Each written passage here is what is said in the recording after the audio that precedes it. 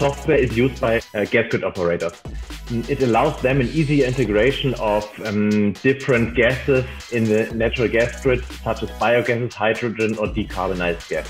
Instead of measuring the energy content at each customer or at connections to other grids, our software SmartSim calculates how different gases in the grid mix.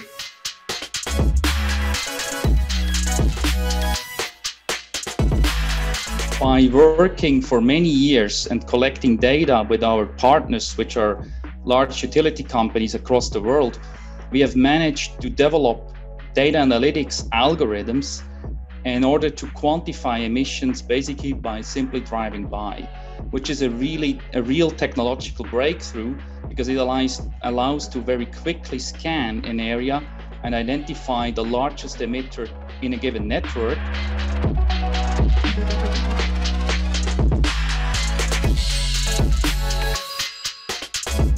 The opportunity here is to use satellite imagery and science to get to climate action thanks to satellite imagery by tracking methane emission in particular and reduce this methane emission to have a very important climate impact thanks to this satellite imagery.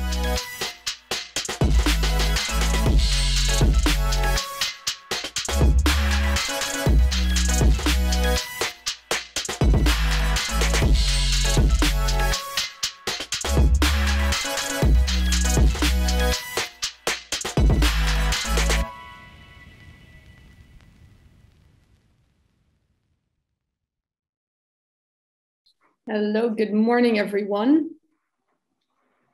That was our introductory video. For myself, I didn't have the sound. I don't know if we want to rerun it.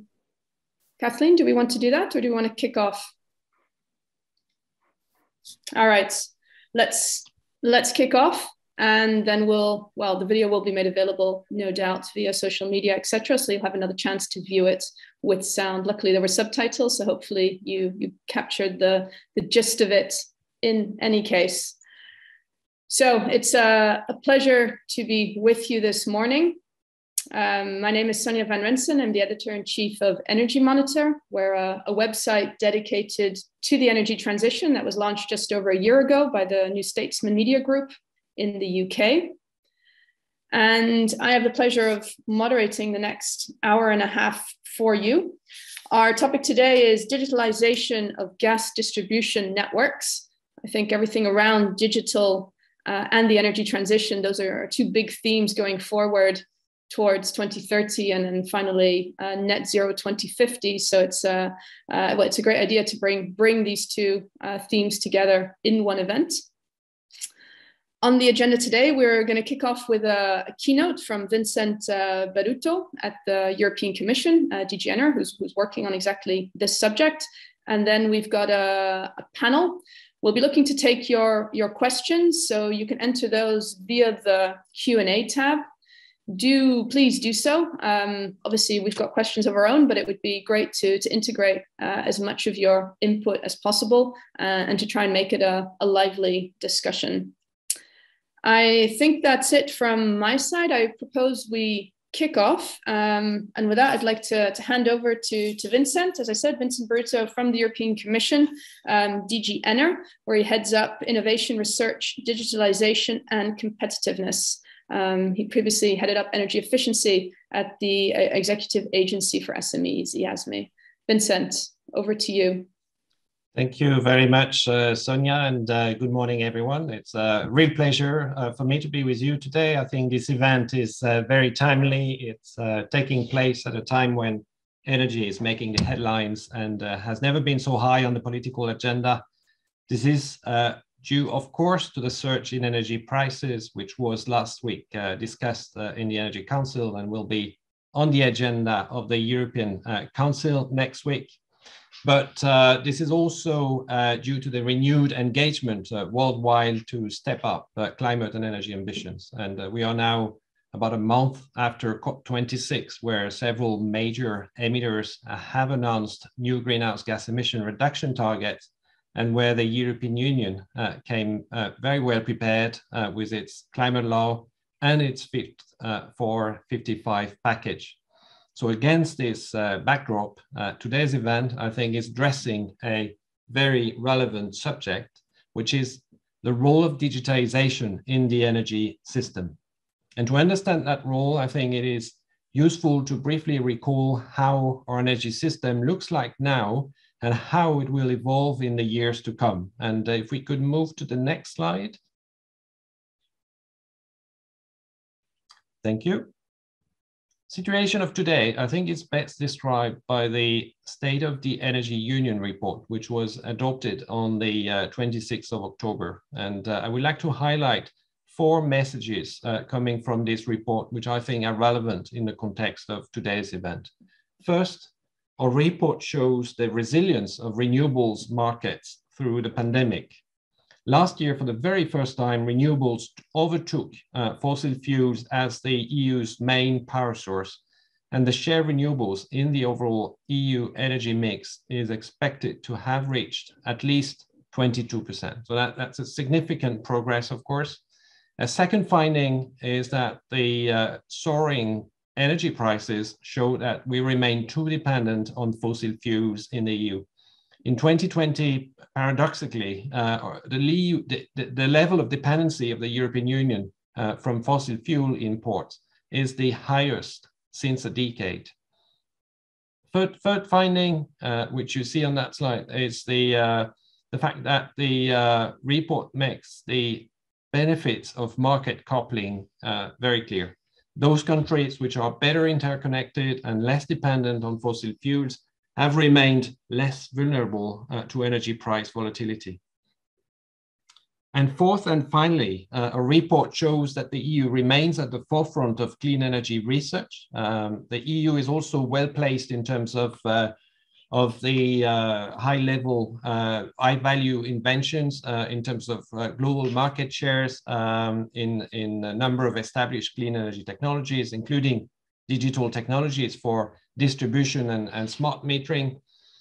But we cannot be complacent, or we will rapidly lose our position in the global race. And this lack of complacency is what characterized this report. I think we show that most trends are positive, but still fall short of what is needed to drive the required transformation. So our State of the Energy Union report calls for an urgent acceleration to put us on track to achieve climate neutrality by 2050. Next slide, please. What does it mean being on track if we look at 2030? Our energy system needs to be more efficient. As the energy efficiency first principle, very important. In July, we proposed a revision of the Energy Efficiency Directive. We proposed in particular a binding target at EU level of both primary and final energy consumption by 2030.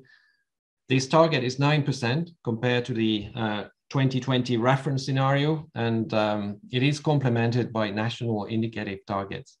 And next week, hopefully, we will also adopt a proposal for the revision of the Energy Performance of Buildings Directive, and that will be another important component to improve energy efficiency in Europe. In 10 years, our energy system will also be much more electrified and use more renewable energies. The Commission proposed to revise the Renewable Energy Directive. We proposed, amongst other things, to have by 2030 at least 40% of our primary energy consumption covered by renewables. And this new headline target is complemented by sub-targets for each member state and for specific sectors, including buildings, heating and cooling, transport, and industry. We also proposed the revision of the Trans-European Network for Energy Policy, for example, by introducing a new infrastructure category for smart gas grids to support investments integrating green gases in the network. So that is, of course, relevant for a subject we will be discussing this morning. Along the same line, and also relevant, of course, is the fact that we will adopt very soon the hydrogen and gas decarbonisation package. And this is a package that colleagues in the DG Energy in particular have been working very hard on, and that should replace that should progressively replace natural gas with renewable and low carbon gases. And that package should also allow hydrogen to become an essential component of our energy sector. So that's something I'm sure people watching this event will be looking forward to seeing, and that should hopefully be adopted very soon. What is clear is that this diversification of energy sources can only be successful if our energy system becomes more integrated. And that means breaking the silos in which our energy system is currently organized. That means planning and operating our energy system as a whole across multiple energy carriers, infrastructures, consumption sectors, and by creating stronger links between them. And that means, of course, more digitization. And we're coming to the subject of today's event. If we move to the next slide. Now, the one before, thanks. There are good examples showing how digital technologies can facilitate energy system integration. And let me mention, for instance, a project that we've supported under Horizon 2020, which is called Magnitude, and that will finish this year. It's a project which is aimed at increasing the share of renewable energy sources in the electricity system by increasing synergies between electricity, gas, heat, and cooling systems. Among the actions of this project, there was the pooling of flexibilities from decentralized multi-energy systems through an aggregation platform, which was tested in real in 7 countries. The project was led by France, but there are 6 other countries with them. And if you want to know more about that project or about similar projects exploiting the benefits of digitalization, I invite you to visit the website of the Bridge initiative. Bridge is an initiative that we launched 5 years ago to sort of unite projects on smart grids, energy storage, highlands, and digitalization. And it's been quite successful. And since it was launched, we've got 90 projects that have been actively involved in this platform. So there's a lot of information you can find in there. The question is really, how do we replicate all these good examples? What can be done more generally to further exploit the benefits of digitization and of digital solutions in our energy system? And that's my next slide. Please, this is a question we're asking ourselves at the moment, with the objective to prepare an action plan on the digitization of the energy system next year. And we envisage 5 main areas of intervention in this plan. First, developing a European data sharing infrastructure to facilitate the access and exchange of energy data between products and between market actors. And this is, we believe, very important to stimulate the creation of new services in this area and the entry of new market actors. The second area of intervention in this action plan concerns the empowerment of consumers, looking at how digitalization can support their engagement in energy markets and what must be done to preserve their rights and increase their digital skills. The third area is about enhancing the uptake of digital technologies in the energy sector, looking at the whole innovation chain from research down to market uptake, both on the supply and the demand side, and in a way that generates growth and jobs in Europe. Fourth, we will be looking at the other side of the coin. What must be done to ensure cybersecurity and data protection? And finally, fifth and last part, the plan will cover measures to reduce the carbon footprint of ICT solutions, meaning measures that increase energy efficiency, reuse waste heat, and promote the use of renewable energy sources. So we're working on it at the moment, and we launched a few months ago an open public consultation, a number of questions that we would like to ask to stakeholders. It is open until the 24th of January, And I would really like to encourage you to reply to that questionnaire. There are different questions, and some of them are very targeted to professionals, others are more for citizens. Please have a look, and your input will be very important.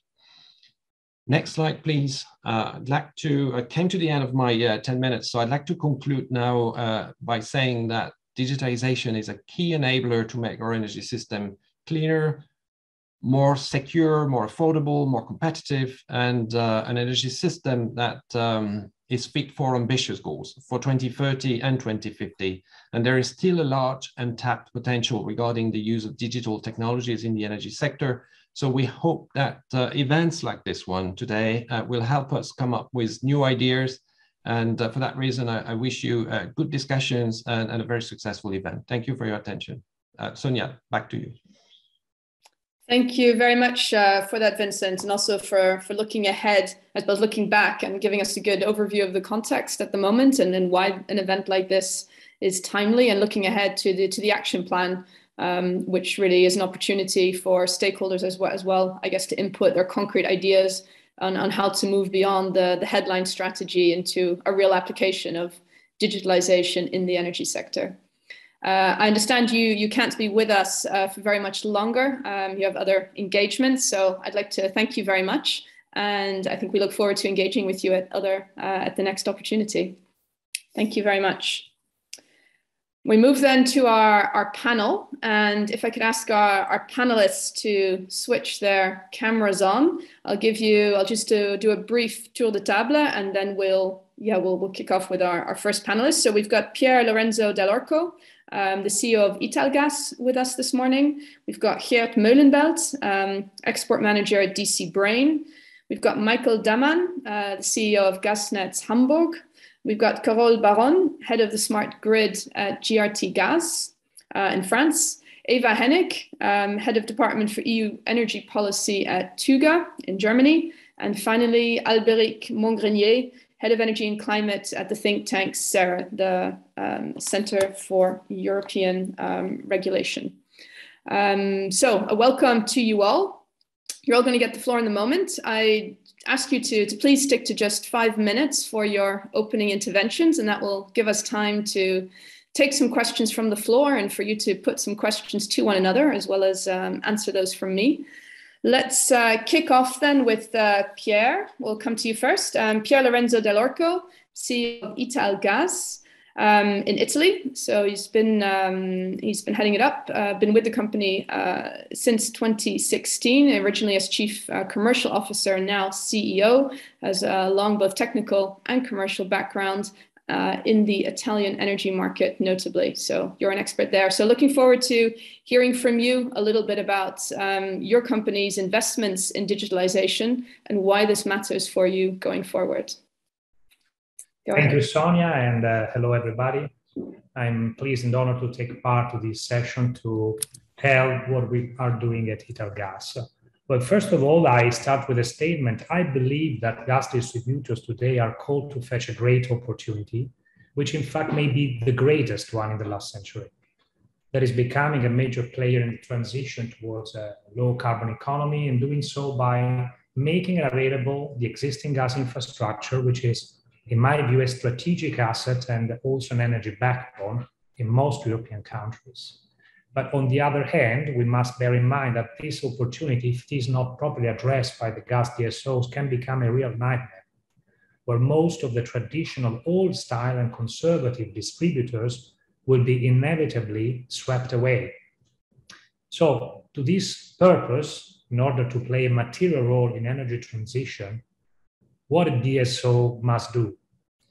They must face a challenging transformation by switching from a linear business where networks are used only for receiving and distributing one type of well-known gas, natural gas, delivered by a single counterpart, the national TSO typically, move to a circular business where the same networks must be adequate to receive, blend, and dispatch various types of different zero carbon gases, like green gases such as biomethane, hydrogen, synthetic gases, combined all together with natural gas, injected all along the piping by numerous counterparts. So the world will change dramatically.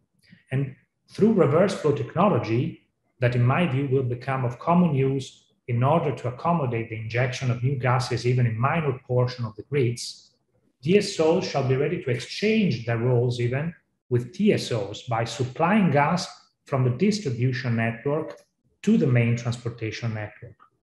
Well, to accomplish all this revolution, heavy investments in the digitalization of the gas infrastructure is an absolute must for gas distributors if they want to survive, since only a fully digitized network can enable a remote control of pipes and equipment, 24/7 real-time monitoring of the dispatched gas, remote commands to change the grid configuration in order to better meet a change in demand. And what's more, gas distributors will have to move from a traditionally ordinary maintenance to a modern predictive maintenance based on the collection of big data from field generated by a fully digitized network, and perform advanced analytics on data in order to develop innovative algorithms and to improve operational efficiency. And last but not least, gas distributors must prove the world to be virtuous by seriously addressing the historical issue of fugitive emissions. This challenging goal can be achieved only by abandoning the traditional gas leak detection technologies and adopting new cutting-edge digitalized technologies capable of performing superior detection, thus reducing drastically the number of leaks per kilometer of network. Well, having said that, Italgas, with our investment of over 8 billion euro over 2021 down to 2027, is actively working to become a player in energy transition. We are going to become next year the first player in the world to operate a fully digitized and remote control gas infrastructure. Today, we are already world leader in gas metering. We operate a fleet of over 7.5 million smart meters, gas smart meters. We have already digitized over 2,000 pressure reducing stations.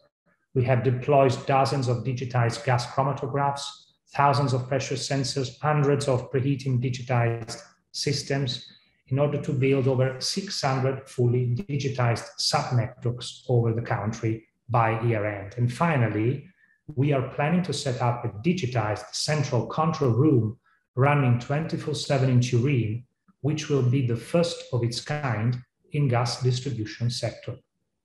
And moreover, we have also devoted 40 million euro for a new R&D workstream, which will be fully dedicated to the development of renewable gases. And this workstream includes the construction of an innovative power-to-gas plant in Sardinia, which will represent a technological showcase of the entire green hydrogen supply chain. So all in all, we at Italgas strongly believe that the digitalization of gas networks is the fundamental prerequisite for playing an active role in energy transition. And we are all committed to demonstrate that this can be done. I'm over. Okay, thank you. Thank you very much for that.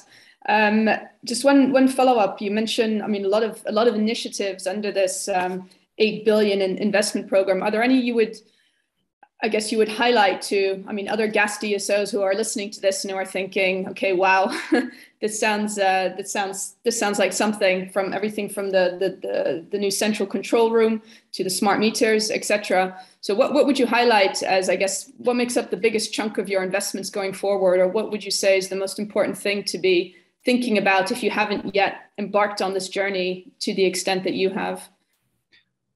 Well, the first challenge is to digitize the company itself, because a traditional company, an analog company, cannot run a digitized business. So when we think about digitized networks, everybody thinks about smart meters, pieces of equipment. Instead, the first challenge is to digitize business processes.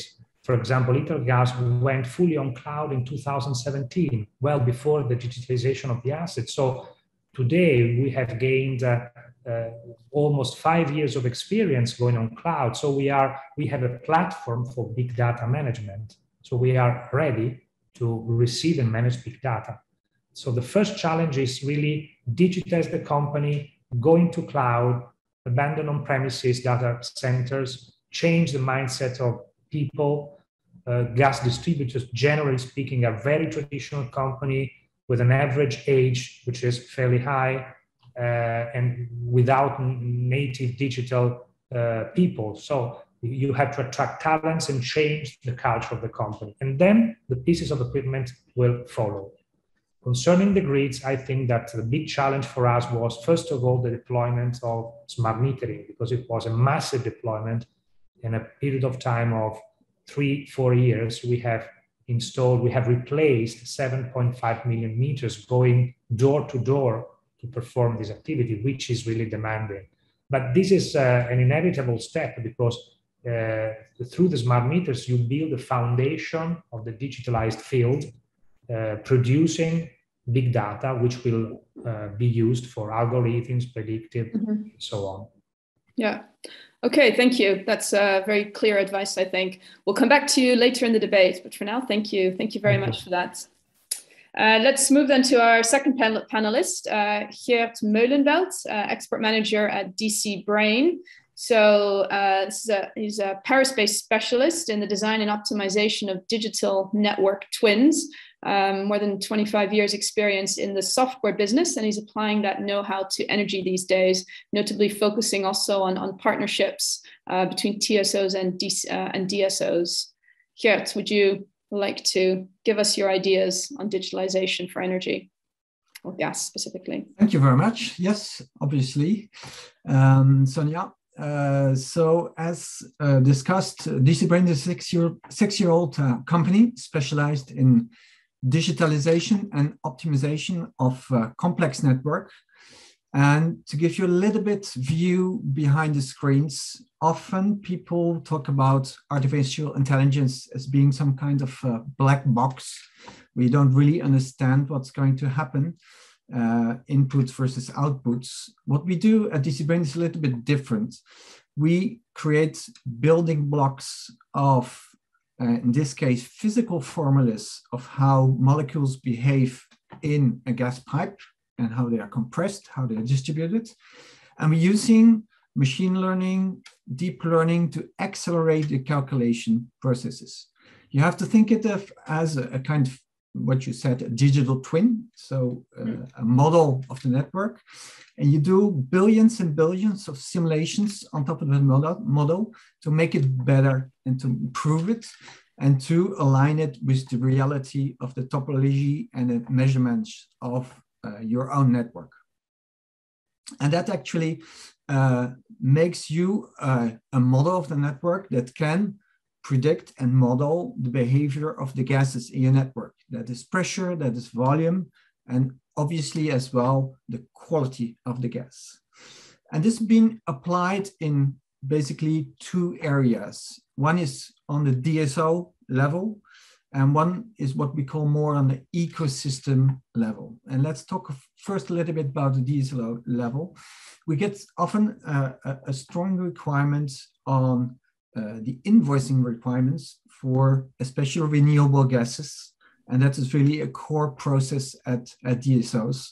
But you have to know at every point in the network what your composition and your quality of the gas will be. And that is really, really complex because you have all these intermittent inflows of particularly hydrogen coming into your network. And that really requires a calculation engine, and it's very difficult to do unless you have big pockets of money to put metering everywhere. Digital solutions can really reduce those investments and make that much faster and reliable as well in the output. The other challenge for existing networks is that a lot of the assets cannot comply, cannot manage, for instance, hydrogen, and there are so constraints on a network. So that means that hydrogen and biogas needs to be regulated before they flow into the network. And contrary to the past, where you have like daily views of what's going to be needed, this is going to be much more dynamic with like 10 minutes, 15 minutes view on how hydrogen is going to flow into your network to avoid that you harm your assets on the one hand, and the other hand, to optimize and to maximize the amount of green gas you can allow on your network. So that's a little bit the two use cases we see mostly in DSOs. And one which we don't really have yet experience with, but we know is going to be really, really important, is to take a little step back, moving back to the production of hydrogen and all the kinds of arbitrages you can make in decisions and scenarios you would like to make for a winter season, for instance. What will you do? Where will I store it? How will I store it? How will I convert hydrogen? How will I transport it? Will I move to electricity or to gas? And there are many, many, many very difficult questions. And a modeling and a scenario making model can help a lot of the stakeholders here to make better and greener decisions. And that's a little bit the objective we have at DCBrain. Okay, great. Thank you. Thank you very much. Could you just explain, maybe it's just me, that how exactly can you, so as you say, you can substitute deploying smart meters everywhere with digital solutions to some extent to have which are faster, more reliable, cheaper. How does that work? And to what extent can you make that substitution? Well, obviously, it's never going to be 100% substitution, but a large amount of the measurement equipment you can replace by a digital model. But you need to have, obviously, a measurement equipment of the gas that flows inside the network at a maximum number of available points, how it's consumed. But whenever you have this model, a reliable model in between, you can, with a high accuracy, according to the experience that we have carried out, predict how the gas will propagate into the network and at what particular point the composition of the gas will be. Okay, so you can minimize your actual physical measurement to kind of the boundaries of the system and use a model to work out what's going on in between. Exactly, and link that model to your invoicing processes. Yeah, okay. And the only other question on the application at the ecosystem level, as you said, there's a whole bunch of questions while you're looking at hydrogen flows, and there's a whole bunch of questions that need answering. Are there limits to what you can answer, or are there questions where this solution is particularly appropriate, or where you would say it's less appropriate? When there's uncertainty and when there's complexity, you can use, and it's good to use tools that can help you think and calculate scenarios. Yeah. And this seems obviously on paper a very, very complex, with lots of stakeholders, regulations, electricity companies that are pushing on the one hand, gas on the other hand, some even collaborating in all different kinds of areas. So when gas DSOs, like the ITERGAS presentation we just had, move through this digitalization process, yes, obviously broader scenario making tools could make a lot of sense. And maybe just to finalize on a short word on what could be very interesting for gas networks that already have deployed different smaller networks. It can also be very well modeled how you can interconnect these existing smaller city networks between each other, and how you can repressurize the gas to resell it to the TSOs again, and rethink a little bit your topology and your investments on the network, and to gain efficiency and become greener at the same time. Okay, thank you very much. Pleasure. So I look forward to seeing you back in the debate. Now we move on to Michael Daman, CEO of Gasnetz Hamburg. He's been heading it up since the summer, previously led its network services department. He's been in the business for longer, however, and I understand the integration of hydrogen is also at the top of your agenda these days. So over to you. Yeah, Sonia, thank you very much. Good morning, everybody. My name is known by now, and yeah, GasNet Hamburg is just briefly, is 100% owned by the city of Hamburg since 2018. Former, it was a E.ON subsidiary. Yeah, as a pure gas network DSO, we are challenged by three main topics, like everybody, I think: demographic change, decarbonization, and digitization. And I won't go further into the demographic change, but briefly at the decarbonization, that was just one topic of our panel today. And therefore, we set up a roadmap hydrogen in 2021, this year. And one outcome is HH-WIN, we call it, Network for Industrial Customers, which is also at the moment part of the IPCEI process, important projects of common European interests. And therefore, we want to set up a new grid in Hamburg, in the harbor area, which is only for hydrogen, and contribution for a lot of customers, industrial customers, and we will save 1.2 million ton CO2 if we be successful. The other thing is digitization, and therefore we set it up a roadmap in 2021 as well, and we focusing a tool to achieve internal and external efficiency throughout the digitization. For example, workforce management, robotic process automation, and that shows that digitization and energy transition, that's going well together. And I will give you now some examples for what we are doing more concrete. I think you can structure the energy transition in two parts for our companies. The first part is to enable others to decarbonize, and the other part is to decarbonize our operational process. And I will start with the enabling others, the sector coupling and the integrated energy. We are set up approach with integrated network planning, which is part of the Allianz Norddeutsches Reallabor, which is a project inside Germany where we get some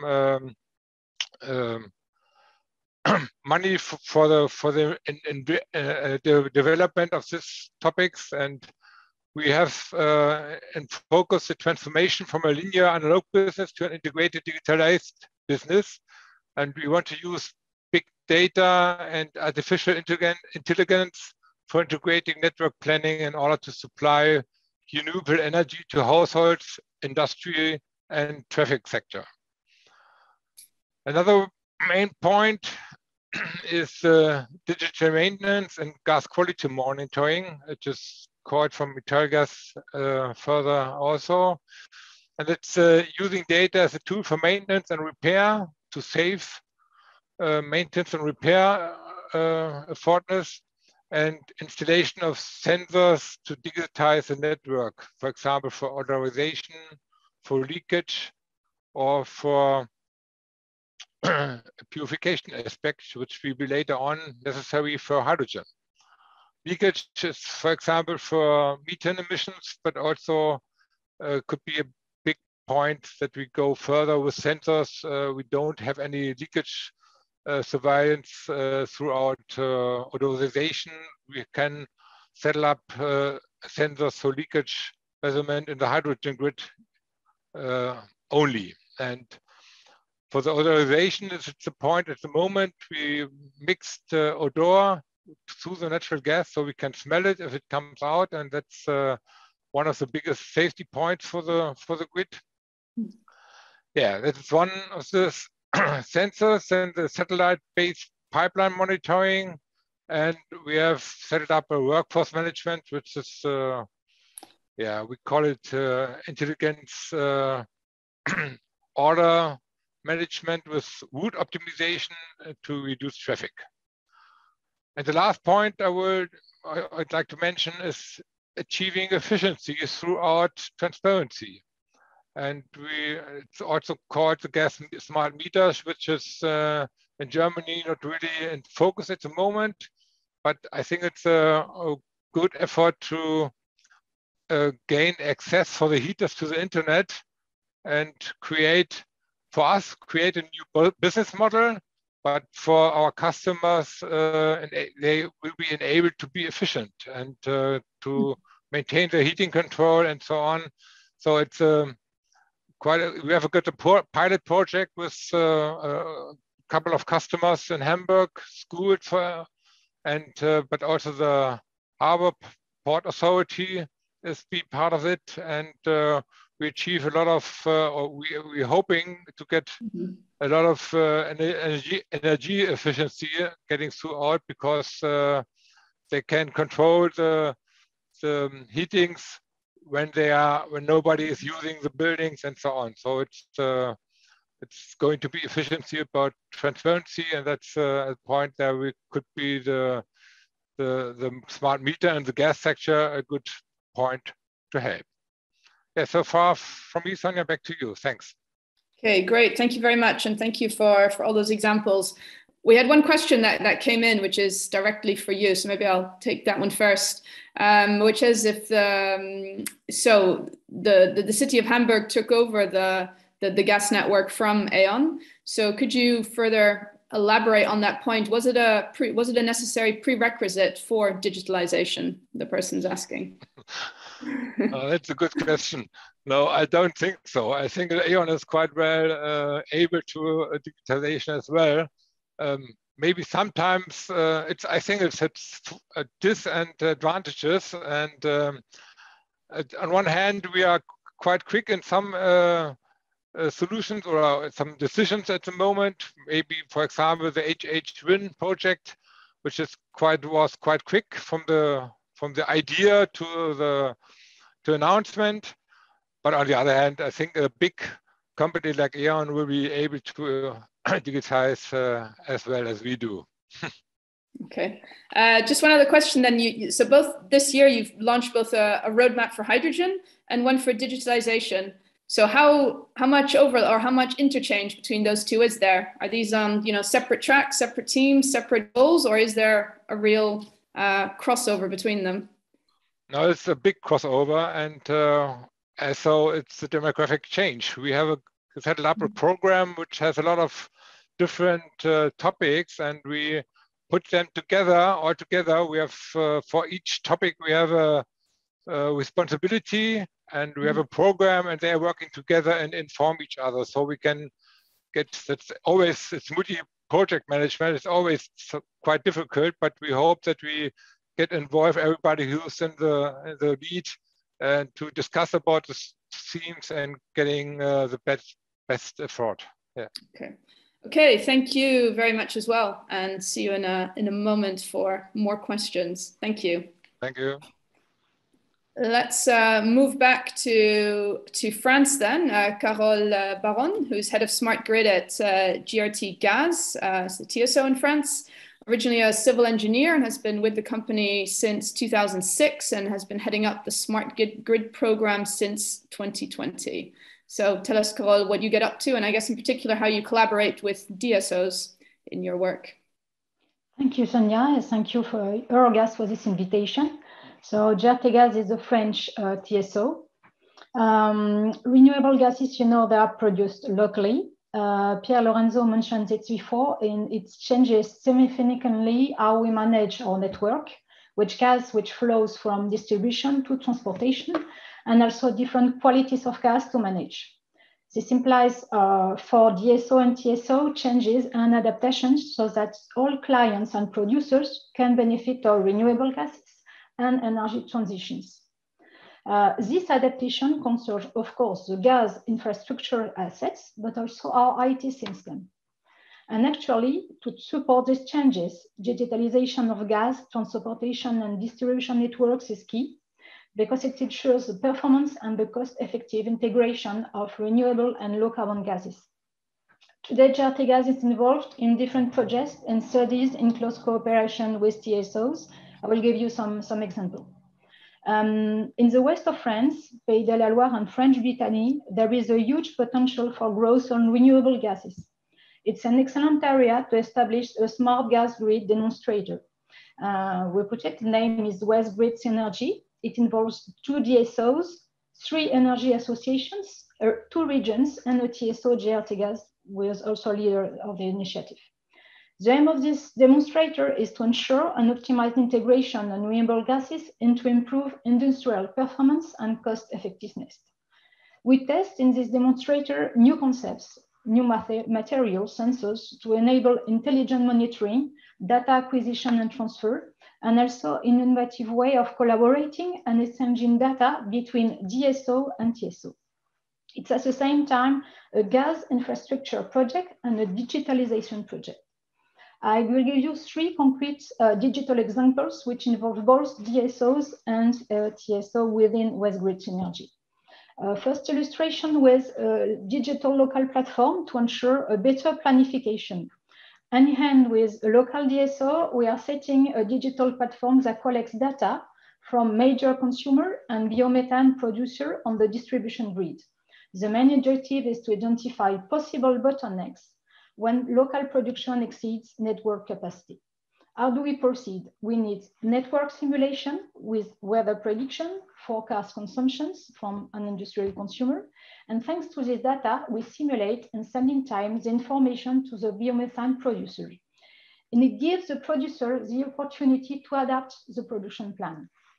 Such data exchange and a better planification for us is key in some configuration networks to integrate renewable gases in an optimized way. I have a second example with the sharing of data, of open data.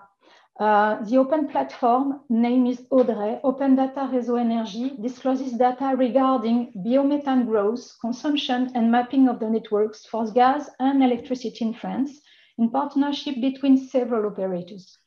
This platform came as a reply of the evolving legal framework in France in order to prepare challenges for digitalization.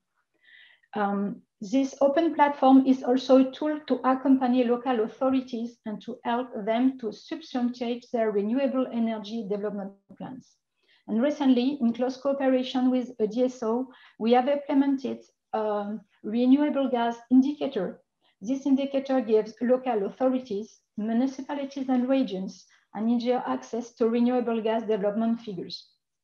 And the last example, with a cooperation project regarding gas quality for a DSO network. Gas quality handling and monitoring is important for all networks and especially for the clients connecting with them. We need to be aware of the gas quality parameters. GEODE is supporting today a local DSO to identify gas quality at any point on its grid. It's a solution based on a comprehensive model of the grid and limited instrumentation. Just like more or less was Gert spoke before. This learning process was launched because network simulation and calculating the calorific value at any point of the network is for the TSO day-to-day task. And this cooperation was also developed thanks to the West Synergy project. For us today, smart gas grids are becoming a reality. There are several digital solutions with TSO cooperation. They are under study and developed with numerous benefits for the quick decarbonization of the energy system and for the final consumers. For us, it's a standalone task that needs clear roles, resources, investments, and planification, and incentivizing regulatory framework through the 10E regulation or gas package, which are both under revision. We think it's the beginning of a long journey for TSO and DSO, and we are convinced that there are still a lot to be done to ensure the most optimal integration of renewable gases. Okay, thank you. Thank you very much, again, for those very concrete examples. So we often hear that TSO-DSO collaboration is going to become more important and indispensable into the future. You're actually engaging in this. I mean, all the examples you mentioned, I think this collaboration exists. So what are the main challenges you've come across in that respect, and how can digitalization perhaps help with those? Yes, okay. For us, the main challenge is to be unable to change the way we operate and manage a network for both TSO and DSO. And for us, digitalization is the best way. In France, for example, 80% of the biomethane today is injected into the DSO network. And it raises three main challenges for the functioning. They need new equipment to monitor what Pier Lorenzo mentioned before. And for example, today we need also for the gas transportation network, we call it reverse flow booster, to flow gas from distribution to transportation network. We need also injection equipments for both TSO and DSO networks. And of course, we need a different monitoring, what I mentioned before, and to manage the gas quality and the flow in the distribution network. And we are convinced that today to tackle this issue, there is only one way to do it. It's just that TSO and DSO have to manage more closely their networks and to monitor flows and gas quality. And of course, for that, to manage clearly the network, we need digitalization. Okay. And the only other question is, you also talked about increasing data exchange, and you alluded to some of the benefits from that. How would you sum up the role of the infrastructure provider in that emerging new area of exchange and the benefits derived from it? Okay, I think that regarding data exchanges, the benefit is quite clear, maybe with what I just said before for DSO and TSOs. Maybe it's less clear for example, for an industrial consumer or for a biomethane producer. The example I gave before, for the biomethane producer, it helps him to have a better planification on its production and of its revenue. He has a better revenue because he knew if there is any maintenance, if you will have any shortage. For the industrial consumer, it's very important to be involved in these exchanges because for him it's a better integration and engagement within the local community. We see the operator as in this topic for us, it's more the creator of the platform. And why? Because we are a trusted third party. We guarantee confidentiality of data. Of course, when, for example, a final consumer gives us its consumption, we have an NDA, and of course, we guarantee the confidentiality of this data. Yeah.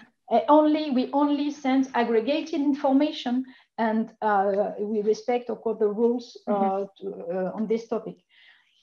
And I think that we can generalize this conclusion to all data exchanges with the example I gave before, this platform. And we are convinced today that there are a lot of benefits for all the parties. Yeah, okay. Thank you very much. And see you too in a moment back for more questions. We'll move to Germany then with Eva Hennig. Who's been here representing TÜGA, who she's been with for many years now, has been heading up the Department for EU Energy Policy since 2018, and has been chairing Eurogas's distribution committee for almost the last 10 years as well. Eva, tell us about digitalization and how that can help some of the challenges of moving to a much greater mix of gases going forward as we decarbonize. Thank you very much, Sonia. And thank you also for the speakers before me, because I can build on them. Because, well, the DSO business is not so much different between the different countries. So we have the same experience with the digitalization to increase the injection of different kinds of gases. So we already have in 2 grids a simulation program running because we have quite a high injection of biomethane. And we're going to expand those kind of systems now for hydrogen and also to look forward. Because as Carol has said, we have to have a very good view, and Gerd also mentioned this, a very good view of what's happening in the grid to be able to connect as many plants as possible. So this is the main target. We want to connect everybody who's out there, be it biomethane or be it hydrogen. This also means that we have to deal with blends We will see how this evolves in the future, but we are not going to inject any hydrogen before we don't know where is it traveling, to make sure that we don't have hydrogen contents at parts of the grids where we don't want them to have. So the understanding of what happens in the grids, the forecast, and in Germany, we are luckily in the situation that we have for over 10 years now metered every larger customer for every hour. So we have a lot of data that we can use. And with all the sensors coming up, I think the experience will be that we don't need to have smart meters to be able to inject as many different gases as possible. The second part is the hydrogen readiness, which is closely connected. Before you inject hydrogen, you have to understand which parts of your grid might be affected.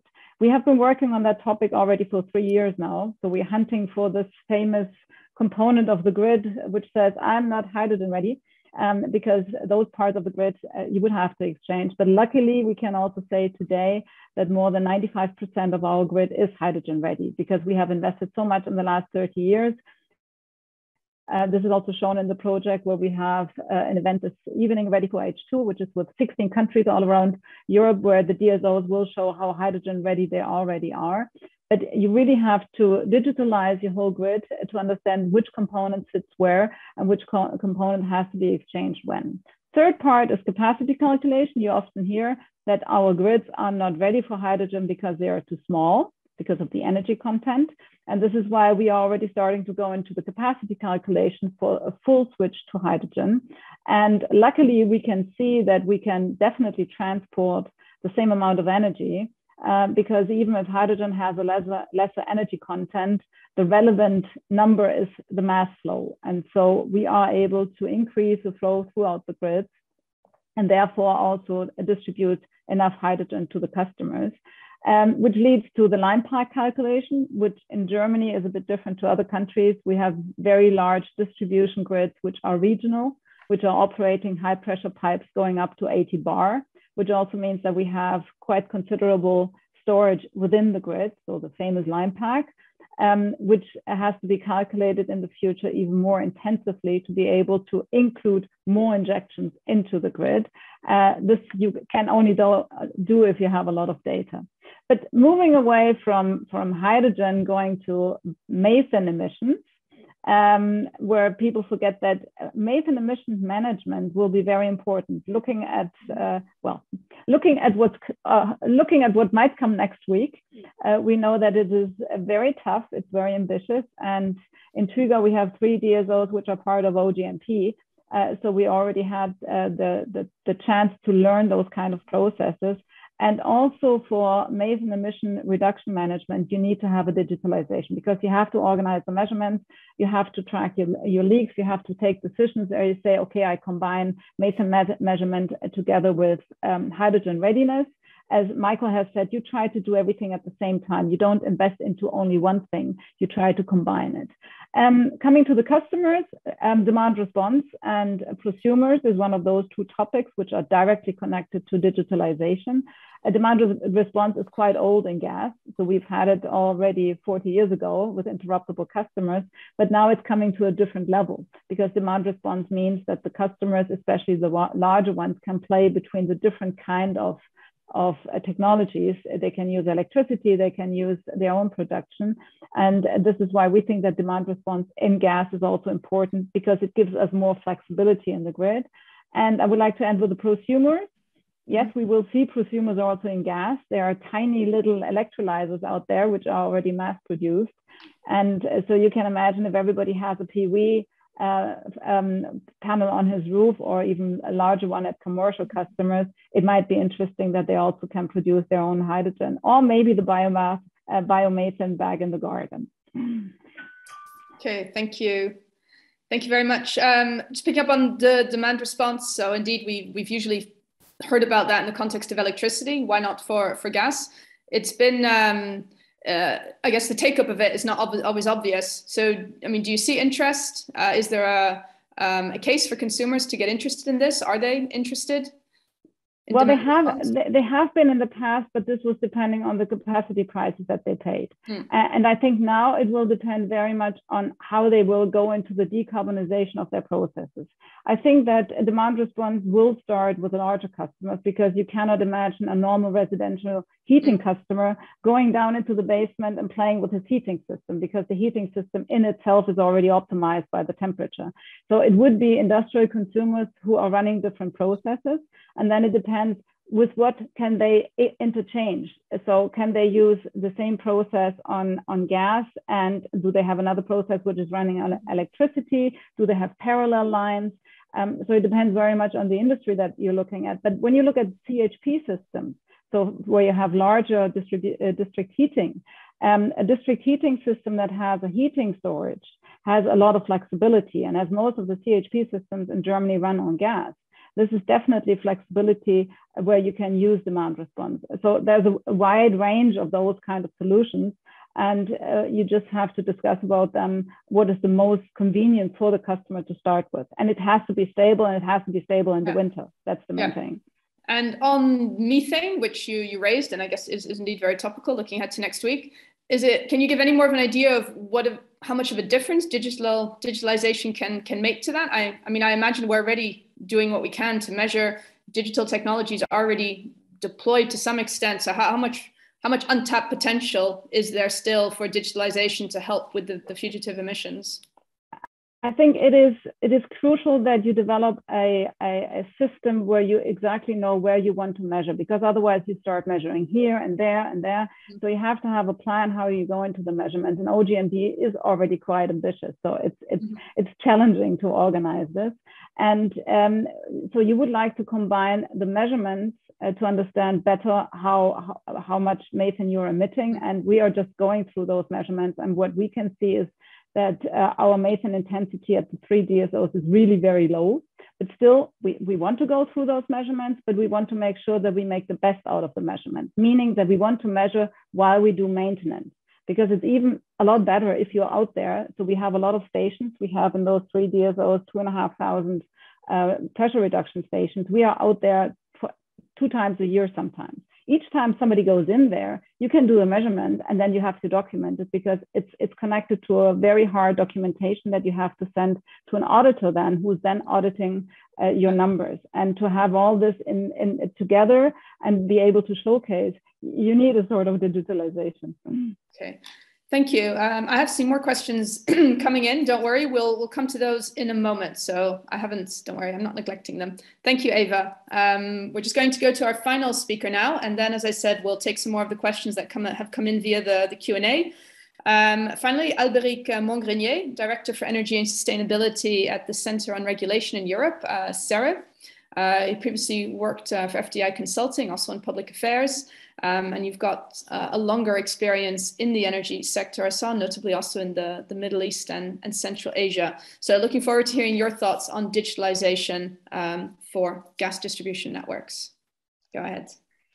Thank you, Sonia, and thank you everyone for sharing a lot of very different and interesting examples of what's going on in the industry. It's always interesting to see this from the think tank side.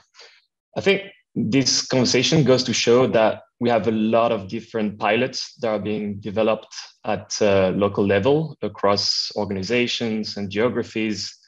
Many of them also supported by European funds, Horizon funds, for instance, as highlighted by Mr. Beruto in his introduction.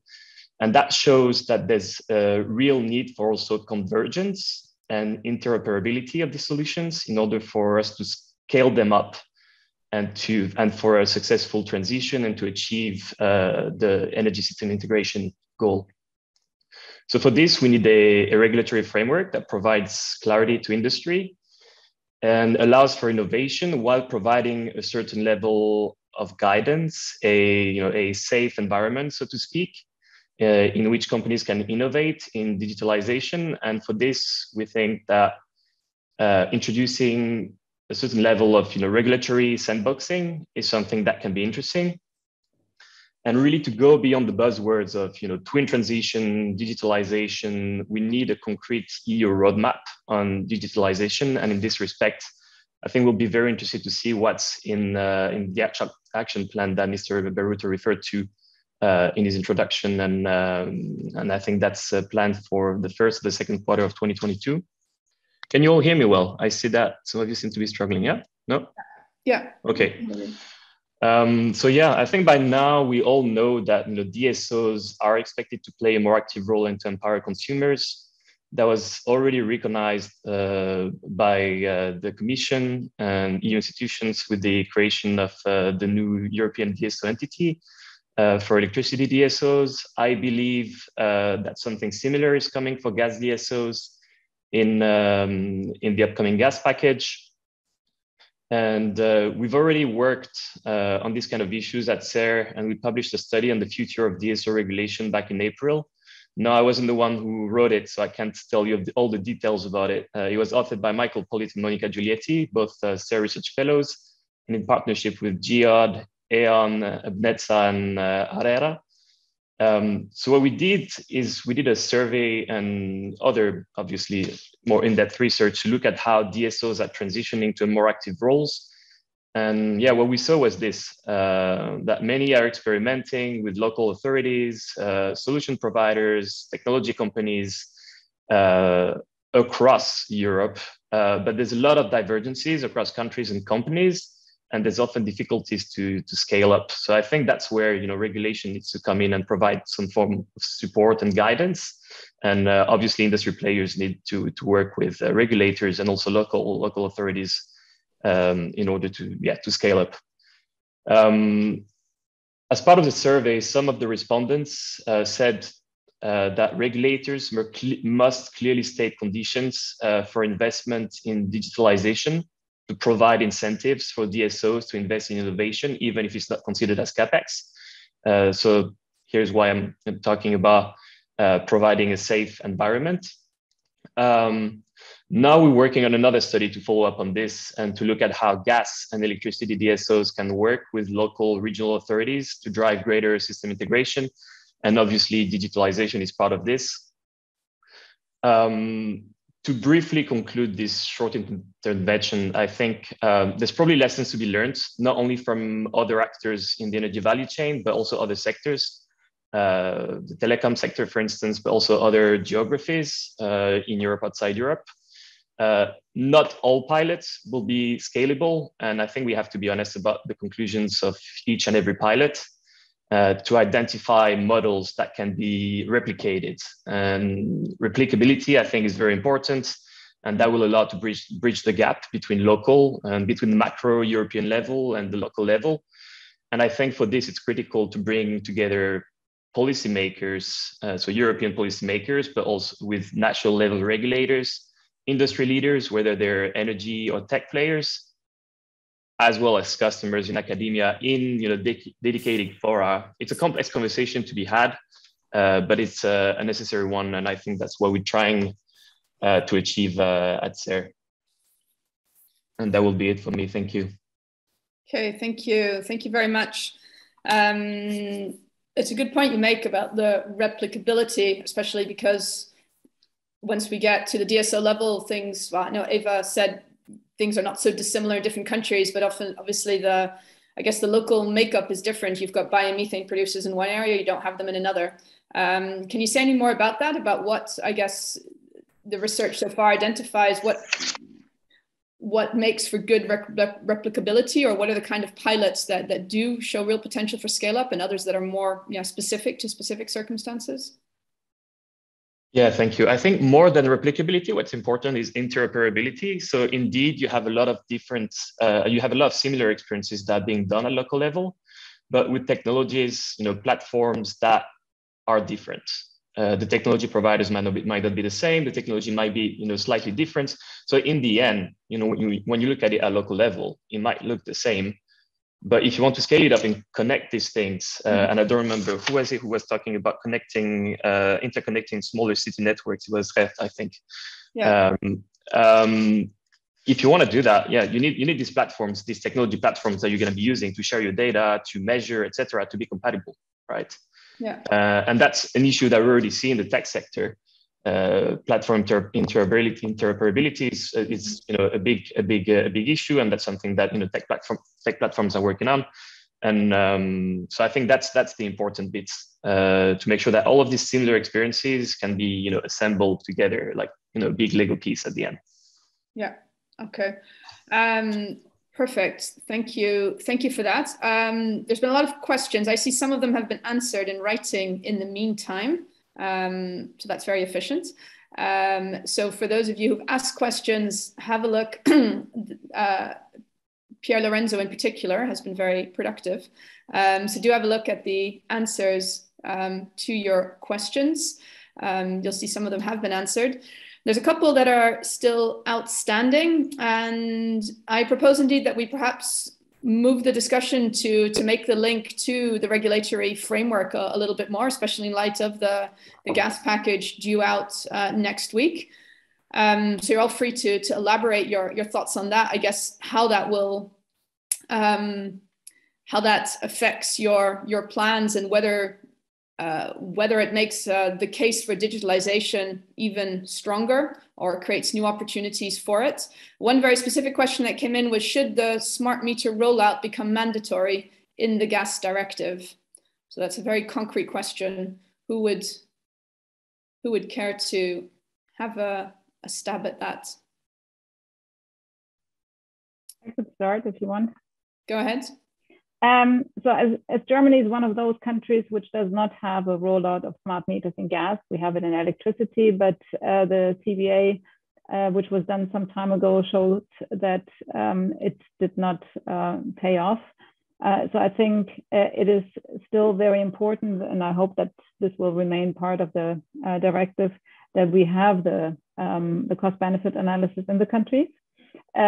We see from the countries which have the rollout in smart meters, like France, like the Netherlands, like Italy, we learn about their experiences. And I think this is very important to see what challenges are out there, how are the costs, and what are the opportunities that you have with smart meters. So I would say it depends very much on what the smart meter, what the gas is used for. If you think about a residential customer, the question is, do you use the smart meter to be an active customer, or do you use the smart meter to ramp up and down your heating, or do you use it to better monitor your bill? And so I make a distinction on for what you need it. I think it's important that we have the larger customers metered in a more frequent way, which is already happening in most of the countries because of the balancing rules. So I think cost benefit is still a valid point. Okay, so it shouldn't become mandatory across the board. You should do a cost benefit analysis to evaluate whether it's worth it. Pier Lorenzo, since you said you're doing a lot on the smart meter front, you've replaced what, 7.5 million. What's your view on this?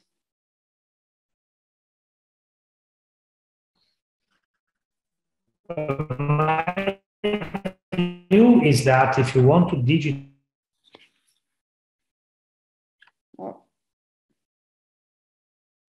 I think the connection concerning CDA, pardon? Sorry, your connection just dropped away, at least from myself. Yes, I'm sorry, but I'm sitting in Athens and maybe the connection is not so stable today. Okay, Can you hear me? You're back. Yeah.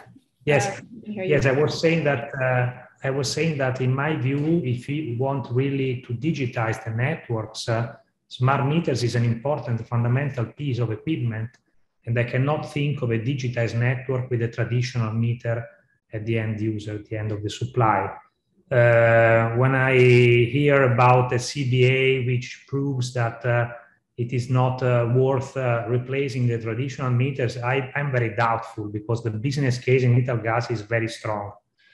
Through smart metering, we run accurate billing based on actual readings. We are saving a lot of money, preventing people to go on site, because we remote control the meters and consider what is happening due to the pandemic, COVID. No, you cannot go door to door to check the meter or to switch on, switch off the supply. So there is a strong business case. So I am in favor, definitely, of making mandatory the replacement of smart metering, also through a business case, to a CBA, which would be, should at least involve the players that, as of today, runs smart metering, because the lessons learned are there on the table. And what's more, concerning regulatory framework, of course, I expect that I have great expectations from the taxonomy, because what I'm seeing in these last months, before and after COP26, is a sort of demonization of new investments in fossil fuel. Of course, if we talk about coal or lignite, I can agree. But if we talk about natural gas, the demonization of investment in natural gas is very, very harmful, in my view, given the fact that natural gas is and will remain an important contributor to the transition towards a low carbon economy. We cannot get rid of natural gas in the next decades, or in general, we cannot get rid of gas infrastructure, I would say, for the reasons I explained in my opening. So I expect that, and I hope that the new taxonomy will take into consideration also investments in existing grids in view of repurposing the grids and make them adequate for distributing a blend of gases, natural gas combined with zero carbon gases. In my view, this is a milestone for our future. Okay, thank you. So yes to mandatory smart meter rollout and a taxonomy that would envisage a blended mix in gas grids in future and facilitates investment for that. Is there anyone else in the panel who wants to come back on either of these 2 points? Maybe a very quick remark on smart meters, because there's a difference between traditional smart meters and meters being capable of measuring blended gases. Which is?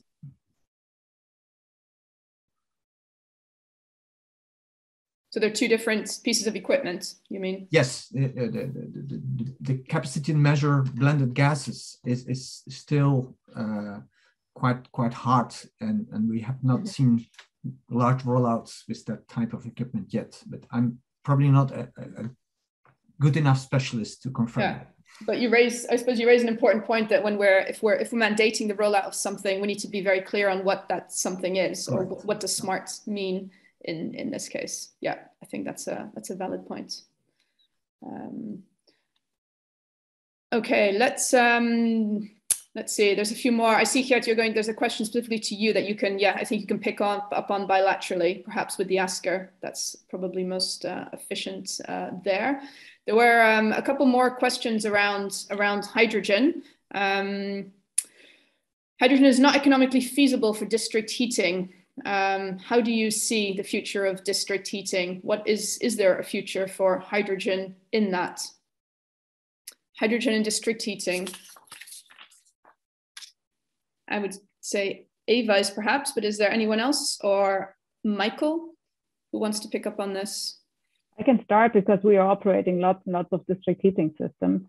So district heating has to decarbonize as everybody else, and we have a very strict timeline looking at taxonomy in combination with the energy efficiency directives, which means that many, especially in Germany, as many plants have just moved from coal to gas, we have new gas turbines and gas motors sitting there.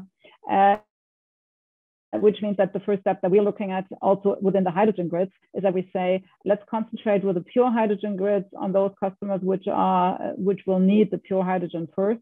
And it's definite that CHP plants will be with them in combination also with the biomethane. And it's just the speed. And I hear often the argument, well, we don't need CHP plants anymore because we're going to build a large heat pump. Well, a large heat pump needs a lot of electricity in the wintertime. And we just had in February this year a Dunkelflaute, where we had also the deepest temperatures with -15 and -16 degrees. So we think that we should use every technology out there that can decarbonize also the district heating, waste heat. I think Michael has lots of waste heat examples also in Hamburg, and combine it optimal.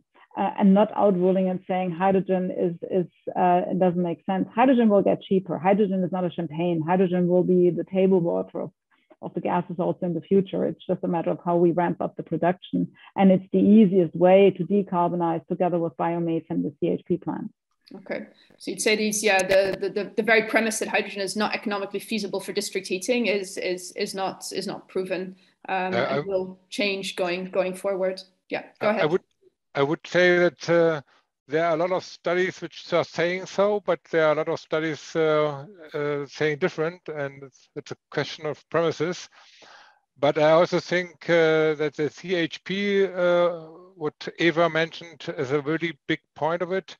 And we need solutions for each municipality. We don't have one solution for all over Germany or all over Italy or France, maybe. I think we have to have a closer look at each possibilities we have. And that's what we're doing with this integrated network planning. We're doing together with the electricity grid and with the heating grid. And we have a look at each region in Hamburg, what is possible there. And we have a lot of areas where we can't use a heating pump, but we also can't use a district heating system. And then we need to supply the customers with somehow energy. And we can't say, oh, it's 35, so please get off of my grid because it's not allowed anymore. We need to take the customers with us. And that's a big point we have to discuss. And maybe, and that's what Eva said, it's a question of the price and availability of hydrogen in the future. And somehow thinks it's a champagne, but if it's champagne, it won't be pricely so interesting for the industry customers. So I think that's the arguments are going biting in his in Germany, it's biting in the Schwanz, sozusagen the only arguments. And that's what I think we have to discuss it, and we have to prepare for every solution, have to be open for it. Maybe we will not have, that's another point for the smart meter, we will not have any regions in Germany needing smart meters because we don't have any gas grids there any longer. So we don't want to have stranded investments, and then we have to decide which region we need smart meters and which not. Okay, there's a couple more questions around hydrogen and blending. One, which I see Eva's writing an answer to, does it make sense to blend if you're mixing a very clean gas with a fossil gas? Don't you want to keep those two separate and channel the green gas directly into end-use applications? And a related question about blending and end-use appliances, consumer appliances. There was a question earlier that was answered. How ready are these appliances? The question here is, how do you mix natural gas grids with hydrogen with consumer appliances that are different generations? So some might be ready, some might not be ready. And I would add to that, is there a role for digitalization in that process at the end use as well, to work with an increasing mix of gases? Who wants to, Michael, you're still. Yeah. I would just say it's a completely right. You can't mix a dirty glass of water with a clean glass of water. And that's the point, which is the argument, why should we make a mixture of natural gas and hydrogen? But on the other hand, if you have a customer or area of customers, which is you could supply with 100% natural gas after 2030 to 2040, maybe you have no other possibility. And if you have the possibility to get a mixture and to defossilize at least 12–20%, then it's a reason, or it's a possibility for me. And also to get the market run. If you have enough hydrogen in the areas and we can't store it and we can't use it in electricity, we have electricity is the most efficient way. If we can use electricity, we will use it. But if we can't use electricity, we will have to store it. And if we can't store it in batteries or hydrogen, then we have no other possibility. And then we will cut off our windmills, our photovoltaic plant, and so on. So I think it's not the best way to use hydrogen, but you have to be in count that it could be a way. And that's what we are discussing it in Germany. It's a special point, I think. Yeah. Thank you. A comment on the end-use appliances and working with a mix of those. Could we do that? Could digitalization help? Yeah, of course. If we have the mixture of natural gas, we have to digitalize a lot of things because we need the caloric value of the natural gas as a point for the price and whatever we can count the customers. And that's a really big point. And then we have to need a lot of digitization in this area, of course. Coming up to our last few minutes, does anyone want to come back on that particular point about end-use appliances? There's a very nice example of digitalization of end-user appliances. You might know that 1/3 of all German customers are going through the gas transition at the moment from L gas to H gas, which means that each appliance has to be looked upon whether it's able to take H gas. And all those appliances are digitalized in the sense that all have been cataloged, they have all been analyzed, they are in the big table. And so every time an installer goes out, he exactly knows what kind of appliance that is and what kind of tools he needs to switch this appliance from A to B. And this is a way forward that also from the end user side, we understand more about what kind of appliances we have, that maybe we have an app where the installer, when he goes out to install a new heating system, he can see, oh, today the gas quality in the grid is X or Z. And so he can then optimize. I know this is future, but it's not so complicated. And the more we will know in the future about gas quality, the easier this process gets. So yes, we already have examples and we have millions of customers which are just now converted from L gas to H gas. So there's a huge database that has to be used also for the future. Okay, thank you. There's more questions coming in, but we're coming up to our final few minutes. I'd like to give you each the floor one more time, briefly, either to leave us with a message ahead of the gas package next week, if you see something relevant there to our topic today, or to answer one of the outstanding questions. Pier Lorenzo, if we start with yourself, there is an outstanding question you might be best placed to answer, which is, again, from Rainer Lutkos. Digitalization means fewer investments in physical infrastructure. Is that the case for gas, just like we tend to say it is for electricity?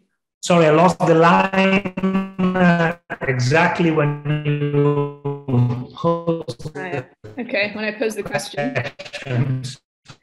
He's asking, is gas similar to electricity? Digitalization means fewer investments in physical infrastructure. I think you're going to have trouble. Is it just me, or is Pier Lorenzo struggling with his Athens connection? Okay. Perhaps switch off your camera, Pier Lorenzo, if you can hear this. And then we may get you audio. Or we'll go to someone else first. Oh yeah, try that. Does that work? I think it's still difficult. We'll go to someone else and see if we can come back to you. And if you can hear this, alternatively, you can. Connection. Now you're back.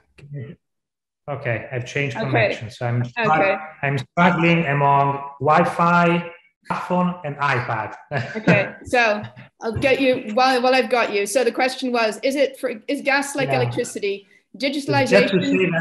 Just to say, just for my excuse that I'm in Athens for a big deal that we are going to close in the next few hours. So it's for the sake of clarity. Okay. So yes, I caught the questions, and I think the answer is yes, but I have to elaborate a little bit because it could seem, if you're not the expert in digitalization, that digitalization is a way of saving money and not performing maintenance and so on. No, it's not like that. Digitalization brings along new approaches to construction, operation, and maintenance. Just a couple of examples. We have developed a proprietary app which is called Work on Site, which allows our engineers to monitor on a 24/7 basis the progress of the laying down activity of buried pipes. So we can check the depth of the pipe, the quality of the refilling material sitting in our virtual control room, maybe in Milan or Turin. And this saves a lot of money and saves also a lot of physical effort, because a lot of rework, of course, is not necessary, because we can check in real time if the work is progressing well. Another example is, for example, the maintenance. We are switching from ordinary maintenance to predictive maintenance. So by making use of the big data we are collecting from the fields, from smart meters, from pipes, from pressure reducing station, we are now in position of, in certain cases, making a forecast of the likelihood of fault of our pieces of equipment, and so replace the equipment ahead of the fault. And this saves a lot of money. So digitization, all in all, results in less spending on infrastructure, but not in the sense that we are stopping investment, in the sense that this becomes more efficient. Yeah, perfect. That's clear. Thank you. Thank you very much. Here, the second question that's still outstanding is probably a very good one for you to answer. It's to everyone, but what role does the digital twin play in the gas network of the future? What are the critical data elements to achieving it? Current challenges as well. Please try and be brief. It could kind of do my presentation again, which I won't. But a message, though, to everyone. It's not necessarily to spend years on collecting all kinds of data sources to be starting a digitalization process. Making digital twins also works with incomplete data, and that can really help you speed up and understand what's happening in your networks. And that's the kind of message I would like you to convey. Please try to embark on tests and don't only wait on your internal IT departments to come up with the solution. Let's work together with innovative companies and your existing organizations, and together we'll be strong and green. Okay, thank you. Thank you very much. Let's turn to Carole next as our TSO representative. Maybe an idea from you looking ahead to the evolving regulatory framework and what you are looking for there. Yes. Okay. First, I just want to say that I totally agree just what Gerd just said about data and about digital twins. And of course, data is essential. Digitalization is essential, and is the main component of finding an optimized way of integrating renewable gases. We think it's a part of the task of the DSO and the TSOs today. It's not just infrastructure management, it's also digitalization. And for this reason, we think that we are welcoming the new framework, 10E on gas and hydrogen decarbonisation package, and also the smart gas grid projects. And we hope there will be a next PCI list involving smart gas grid projects tomorrow. Okay, great. Thank you very much. Again, a very clear recommendation. I'll leave our two DSO representatives for last, perhaps. Alberic, would you like to go next? What are you, I guess, from a slightly more external perspective, what do you take away from today? What are you looking for next week?